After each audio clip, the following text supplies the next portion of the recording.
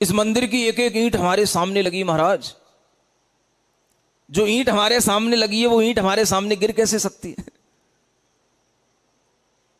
इतना अहम घर पे भी आता है, मंदिर पर भी आता है।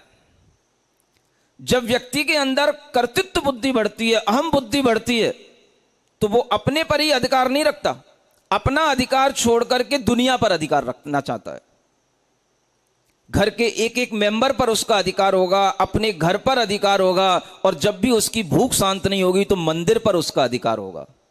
एक बहुत बड़ी अच्छी चीज है अपनी भूख को बढ़ाने के लिए मंदिरों पर अपना अधिकार करना, समाज पर अपना अधिकार करना।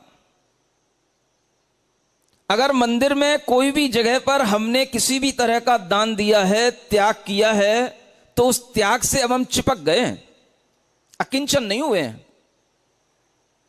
त्याग के बाद क्या होना चाहिए था? अकिंचन। अकिंचन तो बहुत बड़ी चिड़िया का नाम है, वो आपके पास कभी आ नहीं सकती है। इसलिए अगर यह कहा जाए कि जो लोग गृहस्थी के चक्करों में पड़े हैं, जो लोग अपने घर के व्यापारों के चक्करों में पड़े हैं, उनके लिए कभी अकिंचन धर्म की अनुभूति नहीं हो सकती, तो यह कोई अतिशयोक्ति की बात नहीं है। जिस व्यक्ति के अंदर अहम की भूख बढ़ती है, और वह भूख जब उसके अपने घर, अपने बिजनेस, अपनी फैक्ट्रियों से भी पूरी नहीं होती है, तो फिर उसकी भूख के लिए एक और समाज का माहौल उसे मिलता है, मंदिर। मंदिरों पर अधिकार करो। अधिकार करने के लिए क्या करो? अरे भाई दान दो। दान देने से क्या होगा? धर्म भी होगा, नाम भी होगा, अधिकार भी मिलेगा, और सबसे ज्यादा आगे बैठ करके माला पहनने का भी लुत्फ उठाने का मौका मिलेगा। इसलिए दान करो। आज व्यक्ति के लिए वह ध्यान ही उसके लिए एक जकड़ बन गया है। जिस व्यक्ति ने मंदिर बनवा लिया, अगर मंदिर में वेदी बन गई, मंदिर में भगवान बैठ गए, तो ये पुश्तैनी काम हो गया पक्का। अब पीढ़ियों तक आप उस वेदी को हाथ नहीं लगा सकते। ये मैंने बनवाई, मेरे बेटों को भी मैं बताऊंगा, बेटा ये मेरी वेदी है, बेटा अपने बेटे को बताएगा ये मेरे बाबा की बेटी है, वो बेटा का बेटा फिर वो अपने ऊपर वाले लोगों को बताएगा, सामने वाले लोगों को बताएगा ये मेरे बाबा के बाबा ने बनवाया था। एक खानदानी हमारे यहां पर ऐसी परंपरा चली आ रही है कि मंदिर बना करके, दर्शन दे करके पुण्य कमाने का काम हमारे दादा परदादा करते चले आए हैं। इतना धार्मिक परिवार हमारा रहा है। सोचो कितना बड़ा ये अहम की परंपरा खड़ी हो गई। मेरी वेदी है, आप हाथ नहीं लगा सकते हो। मेरे दादा ने इस वेदी को बनवाया था, मेरी इच्छा के बिना, मेरे कहे बिना आप इस वेदी में कोई भी परिवर्तन नहीं कर सकते हो। माने वो दादा वहां पर बैठ गए अब जन्म जन्म के लिए।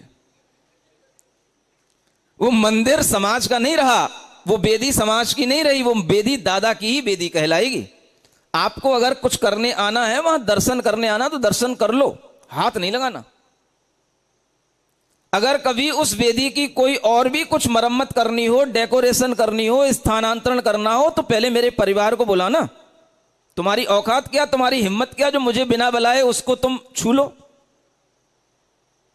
ये हो गया आपका धर्म। समझ आ रहा है? इसलिए धर्म कभी हो ही नहीं पाता। धर्म करने के लिए जो ताकत हमें चाहिए, वो ताकत भीतर से आती ही नहीं। मंदिर बनवाना, वेदी बनवाना इसलिए होता था कि हमने अपने धन का उपयोग समाज के लिए किया। अब समाज जाने, समाज का काम जाने, लेकिन फिर भी हमारी हुकूमत उसके ऊपर है, तो फिर वह समाज का नहीं है, वो अभी भी आपकी ही जागीरदारी है, आपके ही कर्तृत्व में है, आपके ही भोक्तृत्व में है। तो वह दान नहीं कहलाएगा, वो एक जागीर खड़ा करना कहलाएगा। अगर ऐसी जागीर खड़ा करना था, आप अपने फार्म हाउस में खड़ा कर लेते, आप अपने घर में खड़ा कर लेते थे, लेकिन वो नहीं करना था, क्योंकि वहां पर हमें समाज की हुकूमत नहीं मिलती। इसलिए हमने समाज के बीच में बैठ करके वो जागीरदारी खड़ी की, क्योंकि इसमें हमें समाज पर अधिकार करने को मिलेगा। समाज देखने आएगी, समाज से हमें आदर मिलेगा, वो आदर मिलेगा, मान मिलेगा कि भाई ये काम आपने किया, आपके अलावा और कोई नहीं करा सकता था। ये धर्म करने के तरीके सब नाजायज तरीके हैं।